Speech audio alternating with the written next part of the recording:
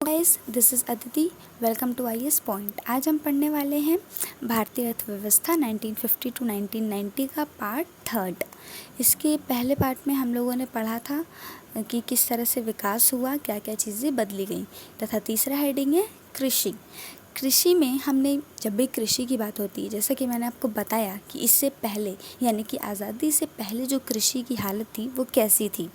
अत्यंत दयनीय हालत थी, क्योंकि न तो हमारे पास सिंचाई की उत्तम व्यवस्था थी, ना ही कीटनाशक आदि का उपयोग कर सकते थे, ना ही किसानों को कोई LIC इत्यादि की सुविधाएं मिलती थी, ना ही सभी के पास समान ज़मीनें ही थीं, जिससे उन्हें कोई फ़ायदा नहीं हो पाता था। विकास तो था, परंतु एक गतिहीन विकास था। तो जब हम आज़ादी हमें मिल गई तो हमने इस क्षेत्र में विकास प्रारंभ किया। और जब भी किसानी की बात आती है तो सबसे पहले विकास कहाँ होना चाहिए? भूमि में। तो सबसे पहले भू सुधार हुआ। उसमें क्या हुआ कि जो जल सुविधा है उसे निखारा गया, यानी कि सिंचाई की सुविधा को अच्छा किया गया, उपलब्ध किया गया। जो ज़मींदारी आदि प्रथाएं थीं उन्हें ख़त्म किया गया, आदि कार्य करवाए गए, तथा जो किसान थे उन्हें एक पर्याप्त पूंजी प्राप्त कराई गई और समानता को बढ़ावा दिया गया। समानता बढ़ाने के लिए भूमि की अधिकतम सीमा तक निर्धारित की गई, जिससे कि जो भी किसान थे उन सबको दिया गया। परंतु यह एक तरह से लागू करना मुश्किल था, क्योंकि जो कानून है वो हर जगह लागू नहीं हो पा रहा था। लेकिन पश्चिम बंगाल की सरकार ने काफ़ी ज़्यादा कोऑपरेट किया, जिसके कारण वहाँ पे ये नियम लागू था कि सभी के पास समान भूमि थी। और जगहों पे कुछ लोगों ने अपने रिश्तेदारों आदि को, जैसे जो बड़े लोग थे वो अपने 50-60 रिश्तेदारों को लेते आए और सबके नाम पे ज़मीन करवा दी, तो उनकी ज़मीन कहीं गई नहीं, उन्हीं के पास रह गई। तो चलिए, ये ख़त्म हुआ। अब शुरू होगी हरित क्रांति, यानी कि द ग्रीन रिवॉल्यूशन। तो देखते हैं कि ग्रीन रिवॉल्यूशन के कारण क्या थे। कोई भी चीज़ होती है तो उसके पीछे एक बहुत बड़ा कारण, कुछ वजह तो होती है। तो ग्रीन रिवॉल्यूशन के मुख्य कारण क्या थे? पहला, 75% जनसंख्या, जो हमारी 75% जनसंख्या थी वो पूरी तरह से आज भी कृषि पर निर्भर थी। तो हम चाहते थे कि हम उद्योगों और व्यापार आदि का विकास भी करें, उसमें भी आधुनिकीकरण लेकर आएँ, जिससे कि जो जनसंख्या है वो और क्षेत्रों में भी कार्यरत हो। क्योंकि ज़्यादा जनसंख्या इसमें इन्वॉल्व तो थी, लेकिन विकास उस हद तक नहीं हो पा रहा था। दूसरा था आधारिक संरचना का अभाव। तो इसमें आधारिक यानी जो बेसिक नीड्स थी वो भी उतने अच्छे से पूरी नहीं हो पाती थी किसानों की। जैसे बीजों आदि की उपलब्धता नहीं हो पाती थी, जल सिंचाई आदि की उपलब्धता सही से नहीं थी, एक्सेट्रा। जल उत्तम व्यवस्था, जैसे अगर किसी ने बहुत गांव के अंदर अपना फसल लगाई है तो पानी वहां तक कैसे पहुंचेगा, ये काफ़ी मुश्किल कार्य था, क्योंकि उस टाइम मोटर नहीं था, पाइप वगैरह का भी निर्माण नहीं हुआ था। तो इसलिए किसानों को ज़्यादा परेशानियों का सामना करना होता था। और कीटनाशकों तथा उर्वरकों का अभाव, उस टाइम ऐसा कोई कीटनाशक नहीं था जो कि कीटों को ख़त्म कर सके। यदि कीटों का हमला हो जाता था तो लगभग उनकी फसल आदि समाप्त हो ही जाती थी। और मौसम का भी एक डर बना रहता था, क्योंकि उन्हें मौसम के बारे में कुछ भी पता नहीं होता था। तो ये सारे मुख्य कारण थे हरित क्रांति को लाने के। इन्हीं कारणों से हरित क्रांति का उदय हुआ। जो हरित क्रांति है वो 2 स्टेप में कंप्लीट हुई थी, यानी कि 2 चरणों में पूरी हुई थी। तो जो प्रथम चरण था वो 1950 टू 1970 तक चला था। ठीक है, तो प्रथम चरण में क्या क्या हमें लाभ हुए, मतलब प्रथम चरण का क्या परिणाम मिला हमें। तो उसका मुख्य परिणाम ये था कि HYV सीड्स, यानी कि HYV बीजों का लाभ मिला। लेकिन केवल गेहूँ जो उत्पादित करते थे उन्हीं क्षेत्रों को ही ये लाभ मिल पाया। अब आप सोच रहे होंगे कि HYV क्या होता है। तो HYV का फुल फॉर्म होता है हाई यील्डिंग वैरायटी सीड्स। इसका मतलब होता है एक सर्वोच्च क्वालिटी के सीड्स। ये सीड्स हमें एक स्वस्थ फसल प्रदान करते हैं। और HYV सीड्स की खोज किसने की है, यानी हु डिस्कवर HYV सीड्स? क्या ये किसी को पता है? अगर पता है तो आप इसका आंसर कमेंट में लिखिए। 1 2 3। तो HYV सीड्स जो हैं उनकी खोज नॉर्मन बोरलॉन्ग ने की थी। इसका स्पेलिंग हम आपको लिख के दिखाते हैं,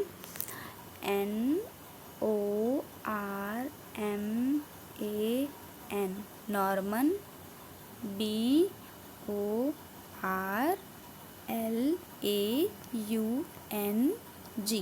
ठीक है।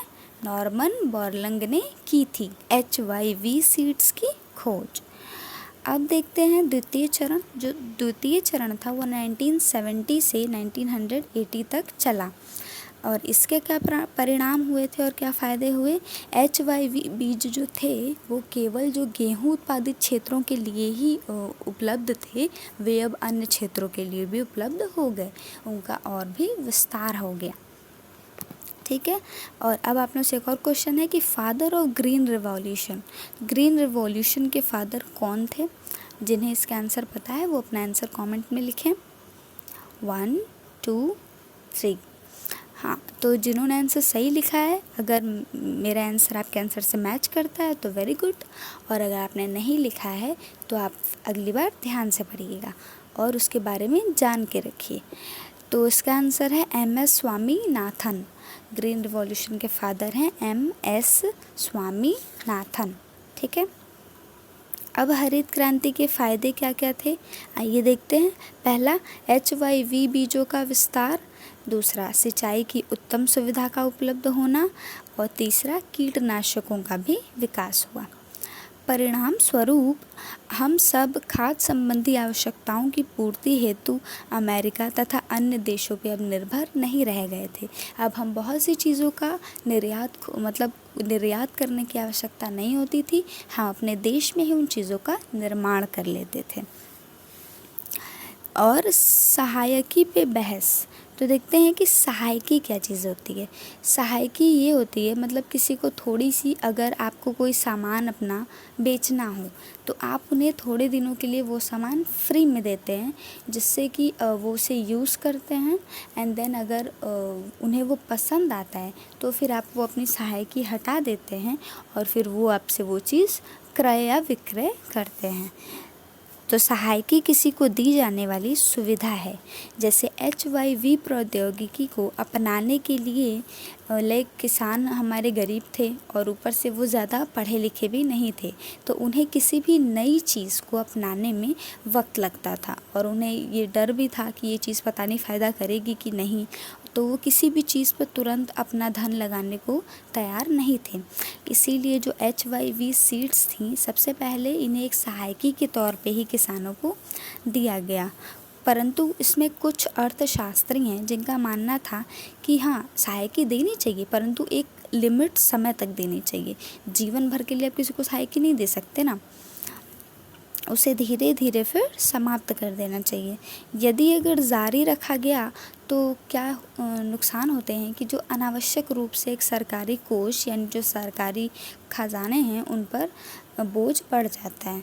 परंतु चूँकि किसानों का जो कार्य था वो एक जोखिमपूर्ण कार्य है कि अगर मौसम ख़राब हो जाता है, मानसून पे ही उनका फसल पूरी तरह से डिपेंड होता है।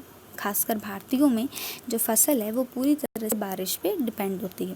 अगर बारिश समय पे हुई नहीं हुई, बहुत ज़्यादा हो गई, तो वो हमारे फसल को काफ़ी भारी नुकसान पहुंचाती है। इसीलिए कदम उठाया गया कि जो केवल गरीब किसानों को ही सहायकी हमेशा के लिए प्रदान की जाएगी तथा जो अमीर किसान हैं उन्हें हमेशा के लिए प्रदान नहीं की जाएगी। तो सहायकी से आप क्या समझे, जैसे एक एग्ज़ाम्पल लेते हैं कि जियो को, ठीक है। जब जियो न्यू मार्केट में आया था तो उसने हमें क्या प्रदान की थी, सहायकी प्रदान की थी। कम पैसों में ज़्यादा GB नेट, 1.5 GB 1.5 GB मिलता था। तो सारे लोग कितने पागल हुए पड़े थे, मतलब लगभग 100 करोड़ लोग तो जियो ले ही लिए होंगे उस टाइम, इतना ज़्यादा क्रेज़ था उस टाइम जियो का। तो ये उन्होंने हमें सहायकी प्रदान की थी, परंतु धीरे धीरे उसे ख़त्म कर दिया है। अब 140-50 के रिचार्ज पे 1 GB नेट मिलता है। तो यही होती है सहायकी की एक बिज़नेस क्या बोलते हैं, ट्रिक है कि आप किसी को पहले उस चीज़ की आदत लगवाते हैं, जब हाँ उसे पसंद आने लगती है, उससे लाभ मिलने लगता है, तो आप क्वांटिटी बढ़ाते जाते हैं और क्वालिटी थोड़ी सी कम कर देते हैं। 1980 तक देखा गया है कि 65% जनसंख्या जो है अब वो कृषि पर निर्भर रह गई थी। इसका मतलब जो जनसंख्या 1950 और 60 तक 85% लोग पूरी तरह से अपनी आजीविका के लिए कृषि पर निर्भर थे, वो धीरे धीरे कम होते जा रहे थे। तो इससे ये निष्कर्ष निकाला गया कि यदि उद्योग आदि का आविष्कार ज़्यादा होता है तो जो जनसंख्या है वो अपने आप कम हो जाती है कृषि क्षेत्र में। उद्योग तथा व्यापार।